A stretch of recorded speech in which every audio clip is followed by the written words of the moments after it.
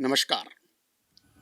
ભાગવતજી, આપના નિવેદનમાં વિરોધાભાસ કેમ? સંઘના સરસંઘચાલક મોહન ભાગવતજીએ વધુ એક વખત ચિંતા વ્યક્ત કરી છે કે ભારતીયોનો જન્મદર એટલે કે ભારતીય લોકોનો જન્મદર ઘટી રહ્યો છે. તેમની ચિંતા બિલકુલ વ્યાજબી છે. એમને એવી સલાહ આપી કે અત્યારની યુવા પેઢી અને આવનારી પેઢીઓએ તેમના પરિવાર મોટા કરવા જોઈએ. એટલે કે હમ દો હમારે દો નહીં, હમ દો હમારે તીનની વ્યાખ્યા હવે અપનાવવી પડશે. સમત. પણ સવાલ એ છે કે વધતી જતી મોંઘવારી સામે રાજ્ય સરકારો અને કેન્દ્ર સરકારની ઘટતી સામાજિક સેવાઓ વચ્ચે ટૂંકી આવક ધરાવતા પરિવાર આ હમ દો હમારે તીન કેવી રીતે નિભાવી શકશે? અને આપે ખુદે જ હમણાં થોડા દિવસ પહેલા ચિંતા વ્યક્ત કરી હતી કે ભારતમાં સામાજિક સેવાઓમાંથી સરકાર ખસી રહી છે, ખાનગીઓનું પ્રમાણ વધી રહ્યું છે અને એટલા માટે આમ માણસ માટે આ બધું મોંઘું થઈ રહ્યું છે. તો ભાગવતજી, આવો વિરોધાભાસ કેમ? હરેશ ઝાલા ડીકોડ્સમાં આપનું સ્વાગત છે. બેનિફિટ ન્યૂઝનો મત આ મુદ્દે શું છે તે જાણીએ. રાષ્ટ્રીય સ્વયંસેવક સંઘના સરસંઘચાલક મોહન ભાગવતજીએ ડિસેમ્બર મહિનામાં પણ આ ચિંતા વ્યક્ત કરી હતી. તેમણે કહ્યું કે ભારતીયોની જન્મદર ઘટી રહ્યો છે. 2.1 થી ઓછો જન્મદર થવા માંડે તો તે સમાજ અથવા તો તે દેશની વસ્તી એક સમયે નેસ્ત નાબૂદ થઈ જાય. આ એક સાયન્સ છે અને એમની વાતમાં તથ્ય છે. કોઈ એને ચેલેન્જ કરી શકે નહીં. અને લગભગ છેલ્લા 4-5 મહિનાથી આ સલાહ આપી રહ્યા છે કે હવે એટલે કે આજની યુવા પેઢી જે 18 વર્ષ ક્રોસ કરી ગઈ છે, લગ્ન કરવા ઉત્સુક છે, એમને અને આવનારી પેઢીને સલાહ આપી કે ભાઈ હવેથી તમે 2 કરતાં વધુ બાળકો એટલે 3 બાળકો પેદા કરો, જેથી જન્મદર 2.1% અથવા એનાથી થોડો વધી શકે અને સનાતન ધર્મીઓની વસ્તી જે છે તેટલી રહે અથવા વધારો થાય. બિલકુલ વ્યાજબી અને સહમત થઈ શકાય તેવી દલીલ છે ભાગવતજીની. પરંતુ ભાગવતજી, કેવી રીતે એ શક્ય છે? આપે ખુદે થોડા સમય પહેલા એક નિવેદન કર્યું હતું કે આ દેશની અંદર શિક્ષણ અને આરોગ્ય ખૂબ મોંઘા થઈ રહ્યા છે. આપનું નિવેદન છે કે તેમાંથી સરકારી હસ્તક્ષેપ ધીરે ધીરે ઘટી રહ્યો છે. મતલબ કે સરકારી શાળાઓ, સરકારી સિવિલ હોસ્પિટલ અથવા સરકારી હોસ્પિટલોનું પ્રમાણ ઘટી રહ્યું છે, ખાનગીકરણ વધી રહ્યું છે. એટલે આમ માણસ ન શાળા એ મોકલી શકે છે બાળકોને, અથવા તો આરોગ્ય સેવા લઈ શકે છે, અથવા જો લેવી હોય તો બાળકોને ભણાવવા માટે ઊંચા વ્યાજ દરે લોન લેવી પડે છે.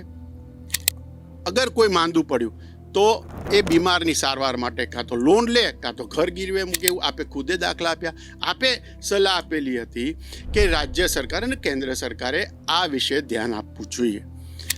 તો દલીલ એ છે કે ભાગવતજી, આપ જેમ આમ પ્રજાને સલાહ આપો છો કે પરિવાર મોટા કરો, તો આપ ભાજપને અને એનડીએમાં જે સહભાગી પક્ષો છે એમને આદેશ કરી શકો કે સરકારી હસ્તક્ષેપ શિક્ષણ, આરોગ્ય અને સામાજિક સેવામાં વધારે, જેથી પરિવાર મોટા થાય તો આર્થિક બોજો ના પડે.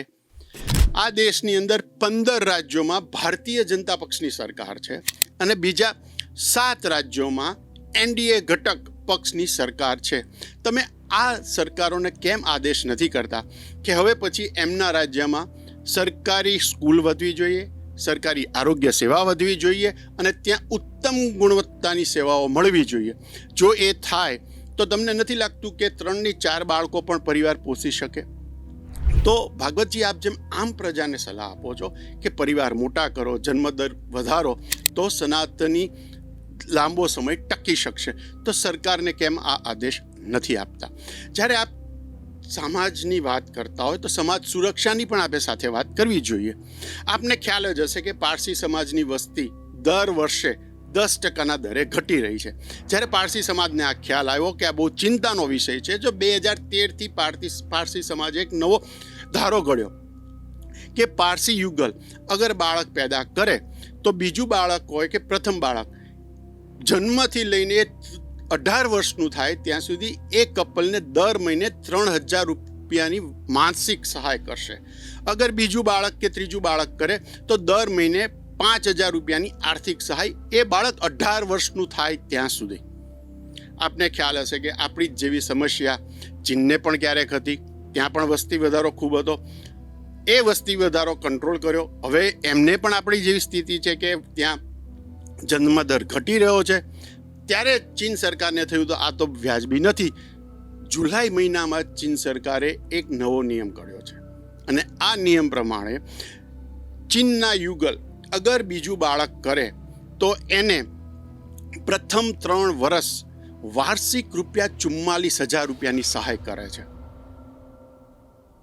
ચીન જો આવું વિચારી શકે, પારસી સમાજ જો આવું વિચારી શકે, તો મોહન ભાગવતજી, આપ સામાજિક સુરક્ષાને લઈને કેમ રાજ્ય સરકારો અને કેન્દ્ર સરકારને આદેશ નથી કરતા કે સનાતનીઓનો જન્મદર વધારવા માટે આ કદમ ઉઠાવવા જરૂરી છે, તો સામાજિક સુરક્ષા પણ એટલી જ વ્યવસ્થિત અને કડક કરવી જરૂરી છે.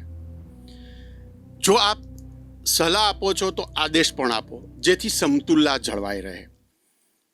દર્શક મિત્રો, દરેક વિષય ઉપર બેનિફિટ ન્યૂઝનો મત જાણવા માટે www.benefitnews24.com અથવા benefitnews24.com ની યુટ્યુબ ચેનલ અને ઇન્સ્ટાગ્રામ હેન્ડલ જોતા રહેશો.